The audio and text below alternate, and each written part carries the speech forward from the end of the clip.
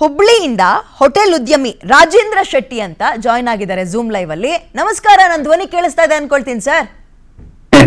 ಧ್ವನಿ ಕೇಳಿಸ್ಕೊಂಡು ಮೇಡಮ್, ನಾವು ನಿಮ್ಮ ಅಭಿಮಾನಿ. ನಮಸ್ಕಾರ madam, good morning. Thank you sir. ನಿಮ್ಮ ಹತ್ರ ಮಾತನಾಡೋದು, ಪ್ರಶ್ನೆ ಕೇಳೋದು ಬಾರಿ ಇದೆ, ನಿಮ್ಮಿಂದಲೇ ಆರಂಭ ಮಾಡ್ಬಿಡ್ತೀನಿ. ಬಟ್ ನನಗೆ ನೀವು ಹೋಟೆಲ್ ಉದ್ಯಮಿಯಾಗಿ ಜೊತೆಗೆ ಜನರ ಹಿತ ಕಾಯುವವರಾಗಿ ಇವತ್ತು ನಮ್ಮ ಜೊತೆಗೆ ನೀವು ಮಾತಾಡ್ಬೇಕು ಅಂತ ಕೇಳ್ಕತ್ತೀನಿ. ಬರೀ ವ್ಯಾಪಾರದ ಮೈಂಡ್ ಸೆಟ್ ಇಂದ ಮಾತಾಡಬಾರದು ಅಂತ ನನ್ನ ಬೇಡಿಕೆ. ಈ ಹೋಟೆಲ್ ಊಟ ಆರೋಗ್ಯಕ್ಕೆ ಹಾನಿಕಾರಕ, ಡಾಕ್ಟರ್ಗಳು ಕೊಡೋ ಸ್ಟೇಟ್ಮೆಂಟೇ ಫಸ್ಟ್ ಅದು. ಬಿಕಾಸ್ ಅಲ್ಲಿ ಹೈಜಿನ್ ಇರಲ್ಲ, ಪದೇ ಪದೇ ಬಳಸಿರೋ ಎಣ್ಣೆನೆ ಬಳಸ್ತಾರೆ ಅಂತ. ಸೊ ನೀವ್ ಹೇಳಿ, ಹೋಟೆಲ್ ಊಟ ಇತ್ತೀಚೆಗೆ ಯಾಕೆ ಮಾರಕ ಆಗ್ತಾ ಇದೆ ಜನರಿಗೆ? ಇದು ಏನ್ ಗೊತ್ತಿಲ್ಲ ಮೇಡಮ್, ಈಗ ನಂದೇ ಅನುಭವ ಹೇಳ್ತೀನಿ. ನಮಗೆ ಬುದ್ಧಿ ಬರುವಾಗ ನಮ್ಮ ತಾಯಿ ನಮ್ಮನ್ನೆಲ್ಲ ಹೊರ ಕಲ್ತಿಲ್ಲ. ಮನೆಯಲ್ಲಿ ಏನ್ ಬೇಕು ಅದೆಲ್ಲ ಮನೆಯಲ್ಲೇ ಪುಷ್ಟಾಂಗ ಭೋಜನ ಮಾಡ್ಕೊಡ್ತಿದ್ರು. ತಾಯಿ ಅಡಿಗೆ ಉಂಟಲ್ಲ, ತಾಯಿ ಅಡಿಗೆಗಿಂತ ಜಗತ್ತಲ್ಲಿ ಅದು ಶ್ರೇಷ್ಠ ಅಡಿಗೆ ಜಗತ್ತಲ್ಲಿ ಯಾವುದೂ ಇಲ್ಲ. ಇದು ಏನು, ಇದು ಜನಸಂಖ್ಯೆ ಹೆಚ್ಚಾಯ್ತು, ಮನೆಯಲ್ಲಿ ಜನ ಹೆಚ್ಚಾದ್ರು, ಫ್ಯಾಷನ್ ಹೆಚ್ಚಾಯ್ತು, ಜನಗಳಿಗೆ ಅರ್ಜೆಂಟ್ ಸ್ಪಿಕ್ ಸಿಗಬೇಕು, ಮತ್ತೆ ಆ ಊಟದ ಬಗ್ಗೆ ವ್ಯಾಮೋಹ ಹೆಚ್ಚಾಯ್ತು. ಇದರಿಂದ ಏನಾಯ್ತು, ಜನಗಳು ಮೆಲ್ಲನೆ ಮನೆ ಬಿಟ್ಟು, ತಾಯಿಯೇ ಬಿಟ್ಟು ಹೊರಗೆ ಬರ್ಲಿಕ್ಕೆ ಚಾಲು ಮಾಡಿದ್ರು. ಕೆಲಸದ ಒತ್ತಡ, ಹೋಗುವ ದಾರಿಯಲ್ಲಿ ಆ ಸಮಸ್ಯೆ ಅದೆಲ್ಲ. ಈ ನೋಡಿ, ಜಗತ್ತಲ್ಲಿ ಏನ್ ಬೇಕಾದ್ರೂ ನಾವು ಸಹನೆ ಮಾಡೋ ಹೊಟ್ಟೆ ಹಸಿವನ್ನು ಸಹನೆ ಮಾಡ್ಲಿಕ್ಕೆ ಬರುದೇ ಇಲ್ಲ.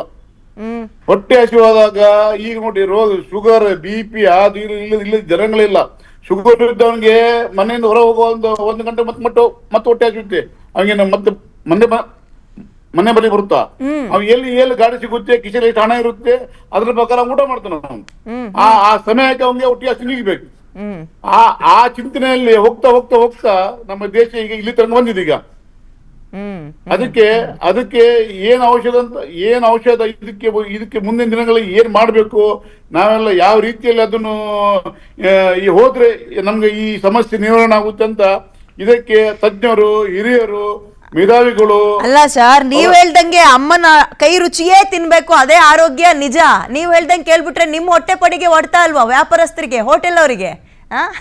ಬರ್ತೀನಿ ರೀ. ಅಲ್ಲಲ್ಲ, ಹೋಟೆಲ್ ಸೆಕೆಂಡರಿ. ಹೋಟೆಲ್ ಉಂಟಲ್ಲ, ಹೋಟೆಲ್ ಸೆಕೆಂಡರಿ. ತಾಯಿಯೇ ಮೊದಲು, ಮನೆಯೇ ಮೊದಲು.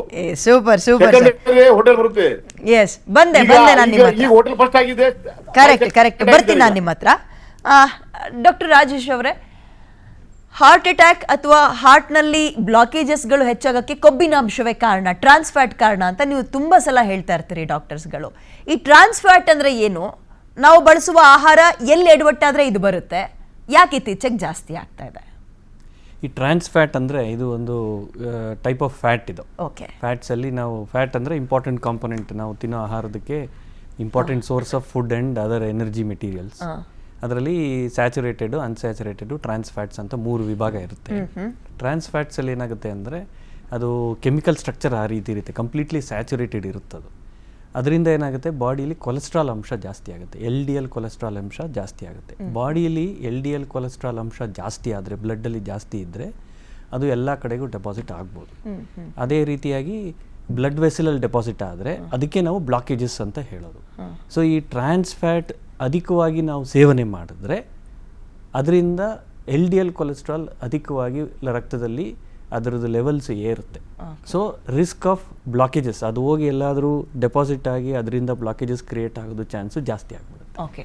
ಟ್ರಾನ್ಸ್ಫ್ಯಾಟ್ನಿಂದ ಹೃದಯದ ಸ್ಟೆಂಟ್ಗಳು ಬ್ಲಾಕೇಜಸ್ ಆಗುತ್ತೆ. ಹೃದಯದ ಸ್ಟೆಂಟ್ ಅಷ್ಟೇ ಅಲ್ಲ, ಆರ್ಟ್ರೀಸ್ ಅಂತ. ಈಗ ಒಂದು ದೇಹಕ್ಕೆ ಒಂದು ಭಾಗಕ್ಕೆ ಯಾವ ರಕ್ತ ಸಪ್ಲೈ ಮಾಡುತ್ತೆ, ಆರ್ಟ್ರಿ ಅಂತ. ಆ ಆರ್ಟ್ರಿಯಲ್ಲಿ ಡೆಪಾಸಿಟ್ ಆಗುತ್ತೆ. ಡೆಪಾಸಿಟ್ ಆದಾಗ ಅದು ಗುಳ್ಳೆ ಥರ ಬಂದು ಆ ಪ್ಯಾಸೇಜು ನ್ಯಾರೋ ಆಗುತ್ತೆ.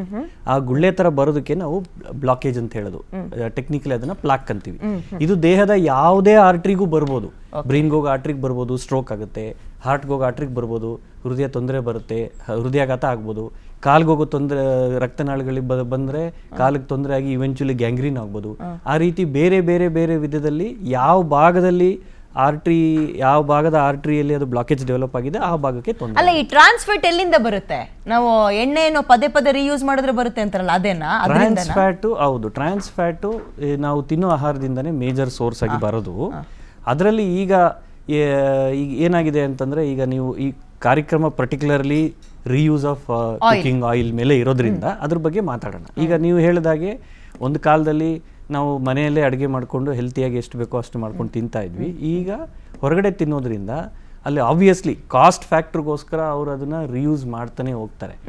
ಆಯಿಲ್ನ ರಿಪೀಟೆಡ್ ಆಗಿ ಹೀಟ್ ಮಾಡಿದ್ರೆ ಅದರಲ್ಲಿ ಟ್ರಾನ್ಸ್ ಫ್ಯಾಟ್ ಅಂಶ ಜಾಸ್ತಿ ಆಗ್ತಾ ಹೋಗುತ್ತೆ. ಸೊ ಜಾಸ್ತಿ ಸಲ ರೀಹೀಟ್ ಮಾಡಿರೋ ಆಯಿಲಲ್ಲಿ ಕರೆದಿರೋ ಫುಡ್ ತಿಂದಾಗ ನಮ್ಗೆ ಆಬ್ವಿಯಸ್ಲಿ ನಾವು ತಿನ್ನೋ ಫುಡ್ಡಲ್ಲಿ ಟ್ರಾನ್ಸ್ ಫ್ಯಾಟ್ ಅಂಶ ಜಾಸ್ತಿ ಆಗುತ್ತೆ. ಯೂಶಲಿ ರೆಕಮೆಂಡೇಶನ್ ಪ್ರಕಾರ 0 to 1% ಜಾಸ್ತಿ ಫ್ಯಾಟ್ಸ್ ಟ್ರಾನ್ಸ್ ಫ್ಯಾಟ್ಸ್ ನಾವು ಡೈಲಿ ತಗೋಬಾರ್ದು. ಓಕೆ ಡಾಕ್ಟ್ರೆ, ಬಂದೆ ನಾನು ನಿಮ್ಮ ಹತ್ರ. ಇದ್ರ ಜೊತೆಗೆ ಇನ್ನೊಂದು ಪ್ರಶ್ನೆ ಹಾಕ್ಬಿಡ್ತೇನೆ ನಾನು ನಿಮಗೆ. ಈ ಟ್ರಾನ್ಸ್ಫ್ಯಾಟ್ ರೀಯೂಸಿಂಗ್ ಆಯಿಲಿಂದ ಜಾಸ್ತಿ ಆಗುತ್ತೆ ಅಂತ ಹೇಳ್ತಾ ಇದ್ರಿ ನೀವು. ರೀಯೂಸಿಂಗ್ ಆಯಿಲ್ ಅಂದರೆ ಒಂದ್ಸಲ ಏನೋ ಪೂರಿ ಮಾಡ್ಕೊಂಡು ತಿಂದ್ವಿ ಮನೆಯಲ್ಲಿ, ನೆಕ್ಸ್ಟ್ ಆ ಎಣ್ಣೆ ಬಿಸಾಡಕ್ಕಂತೂ ಆಗಲ್ವಾ? ಬಡ್ಜೆಟ್ ನೋಡ್ತೀವಿ. ಹೋಟ್ಲವ್ರಂತೂ ತಲೆನೇ ಕೆಡಿಸ್ಕೊಳ್ಳಲ್ಲ ಬಿಡಿ.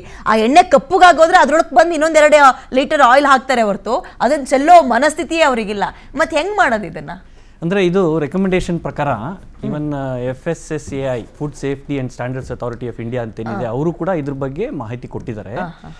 ರೀಹೀಟ್ ಮಾಡಿ ರೀಯೂಸ್ ಮಾಡ್ಬೋದು, ಅಂದರೆ ನಾಟ್ ಮೋರ್ ದೆನ್ ಅವ್ರ ರೆಕಮೆಂಡೇಶನ್ ಪ್ರಕಾರ not more than 3 times 3 to 4 times ಅಷ್ಟೇ.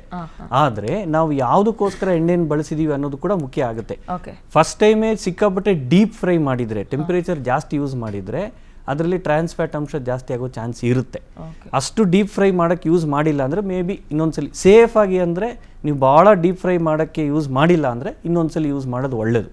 ಅಂದರೆ ಯೂಸ್ ಮಾಡಬಹುದು. ನೀವು ಡೀಪ್ ಫ್ರೈ ಮಾಡಿದರೆ ಡೀಪ್ ಫ್ರೈ ಅಂದ್ರೆ ಈ ಬಜ್ಜಿ ಬೋಂಡ ಮಾಡ್ತೀವಲ್ಲ, ಹೌದು, ಅಂದ್ರೆ ಫ್ಲೇಮ್ ಇಟ್ಕೊಂಡಿರ್ತೀವಿ, ಟೆಂಪರೇಚರ್ ಜಾಸ್ತಿ ಯೂಸ್ ಮಾಡ್ತೀವಲ್ಲ, ಗುಳ್ಳೆಗಳು ಬರೋ ತನಕ ಕುದಿಸ್ತಾ ಇರ್ತೀವಿ. ಹೌದು, ಯಾವ ಆಹಾರ ಪದಾರ್ಥಕ್ಕೆ ಹೈ ಹೀಟ್ ಬೇಕು, ಡೀಪ್ ಫ್ರೈ ಏನಿರುತ್ತೆ ಅಂತ ಐಟಮ್ಸ್ಗೆ ನಾವು ಯೂಸ್ ಮಾಡಿದಾಗ ಟೆಂಪರೇಚರ್ ಜಾಸ್ತಿ ಆದಷ್ಟು ಆಯಿಲ್ ಅಲ್ಲಿ ಟ್ರಾನ್ಸ್ ಫ್ಯಾಟ್ ಉತ್ಪತ್ತಿ ಜಾಸ್ತಿ ಆಗುತ್ತೆ.